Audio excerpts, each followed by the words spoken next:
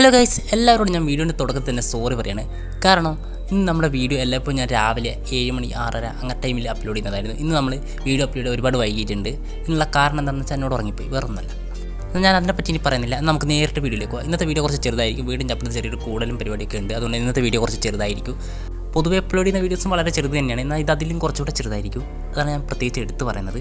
നമ്മുടെ വീഡിയോ എന്താണെന്ന് വെച്ചാൽ നമ്മുടെ വൺ പീസിൻ്റെ ചാപ്റ്റർ 1141 ഇറങ്ങിയ നമ്മുടെ ലോക്കി ഇപ്പോൾ ഫ്രീ ആയിട്ടുണ്ട്. അപ്പോൾ നമ്മൾ ഈ വീഡിയോയിൽ നോക്കാൻ പോകുന്നത് നമ്മുടെ ലോക്കിയുടെ സ്ട്രെങ്തിനെ കുറിച്ചും അതുപോലെ തന്നെ ലോക്കിയുടെ വെപ്പണിനെ കുറിച്ചൊക്കെയാണ് നമ്മൾ ഇന്നത്തെ വീഡിയോയിൽ പറയാൻ പോകുന്നത്. അപ്പോൾ അതിനെക്കുറിച്ച് അറിയാൻ താല്പര്യമുള്ള വീഡിയോ മുഴുവനായിട്ട് കാണുക. നമുക്ക് നേരിട്ട് വീഡിയോയിലേക്ക് പോകാം. നമുക്കറിയാം, ലേറ്റസ്റ്റ് ആയിട്ട് ഇറങ്ങിയ ചാപ്റ്ററിൽ നമ്മുടെ സോറയാണ് നമ്മുടെ ലോക്കിനെ ഫ്രീ ചെയ്യുന്നത്. അപ്പോൾ അവർ വിചാരിച്ചിരുന്നത് നമ്മുടെ ലോക്കി ഷെംറോക്കിൽ നിന്ന് വളരെ ഡാമേജ് കിട്ടിയത് കൊണ്ട് തന്നെ എഴുന്നേക്കാനൊന്നും പറ്റില്ല, അല്ലെങ്കിൽ അൺകോൺഷ്യസ് ആയിരിക്കും എന്നൊക്കെയായിരുന്നു നമ്മുടെ സോറോയും ലൂഫിയൊക്കെ വിചാരിച്ചിരുന്നത്. പക്ഷേ അങ്ങനെയൊന്നുമല്ല. നമ്മുടെ ലോക്കിനെ കാണിക്കുന്നത് തന്നെ ലോക്കി എഴുന്നേറ്റ് നിൽക്കുന്ന ഒരു സീനിലാണ്. അപ്പോൾ തന്നെ നമ്മുടെ ലോക്കി തൻ്റെ വെപ്പനും എടുക്കുന്നുണ്ട്. ഈ ഒരൊറ്റ സീനോട് നമുക്കൊരു കാര്യം മനസ്സിലാക്കാം. ഉടൻ തന്നെ നമ്മുടെ വൺ പീസിൽ നമ്മുടെ സോറോയും ലൂഫിയും അതുപോലെ തന്നെ സാഞ്ചി ഇപ്പം നമ്മുടെ ലോക്കിയുള്ള സ്ഥലത്തേക്ക് എത്തിയിട്ടുണ്ട്, അണ്ടർ വേൾഡിലേക്ക് എത്തിയിട്ടുണ്ട്. അപ്പോൾ ഇവർ 3 പേരും ചേർന്ന് നമ്മുടെ ലോക്കിയുമായിട്ടുള്ള ഒരു ഫൈറ്റ് നമുക്ക് കാണാൻ കഴിയും.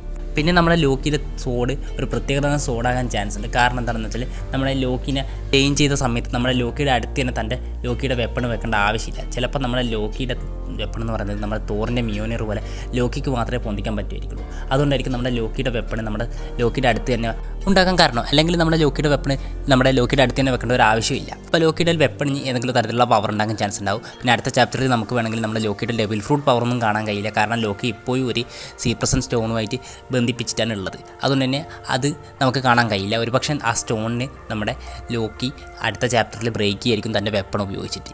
അത് നമുക്ക് വേണമെങ്കിൽ അടുത്ത ചാപ്റ്ററിൽ കാണാൻ കഴിയും. ഇതൊക്കെയാണ് എനിക്ക് ലോക്കിയുടെ റിലീസുമായിട്ട് ബന്ധപ്പെട്ട് പറയാനുള്ളത്. അപ്പോൾ നിങ്ങൾക്ക് ഈ സമയത്ത് എന്തൊക്കെയാണ് തോന്നിയത്, അല്ലെങ്കിൽ ലോക്കിയോ അതുപോലെ തന്നെ നമ്മുടെ സ്ട്രോ ഹാറ്റ്സും തമ്മിലുള്ള ഫൈറ്റ്, അതിനെപ്പറ്റിയൊക്കെ നിങ്ങളുടെ അഭിപ്രായം എന്താ? ലോക്കി ഒരു വില്ലൻ ക്യാരക്ടർ ആയിരിക്കും അല്ലെങ്കിൽ നല്ല ക്യാരക്ടർ ആയിരിക്കും? ഇതിനെക്കുറിച്ചൊക്കെ നിങ്ങളുടെ അഭിപ്രായം എന്താണെന്ന് ജസ്റ്റ് ഒന്ന് കമൻറ്റ് ചെയ്യുക. എന്നാൽ നമുക്ക് നമ്മുടെ ഇന്നത്തെ വീഡിയോ ഇവിടെ ഫൈൻഡ് അപ്പ് ചെയ്യുക. അതിന് മുമ്പ് ചെറിയൊരു കാര്യം, നമ്മുടെ ചാനൽ ഇപ്പോൾ 3K സബ്സ്ക്രൈബേഴ്സിലേക്ക് പോയിക്കൊണ്ടിരിക്കുകയാണ്. അപ്പോൾ ആർക്കെങ്കിലും നമ്മുടെ ചാനൽ സബ്സ്ക്രൈബ് ചെയ്യാൻ ആഗ്രഹം ഉണ്ടെങ്കിൽ ജസ്റ്റ് ഒന്ന് സബ്സ്ക്രൈബ് ചെയ്യുക. അതുപോലെ തന്നെ ഇതുവരെ സബ്സ്ക്രൈബ് ചെയ്യാത്ത ഏതെങ്കിലും കൂടെ ഒരു വീഡിയോ കാണുന്ന ചാനൽ ഒന്ന് സബ്സ്ക്രൈബ് ചെയ്യുക. നമുക്ക് മറ്റൊരു ദിവസം മറ്റൊരു വീഡിയോ കാണുന്നവരെ ബൈ ബൈ.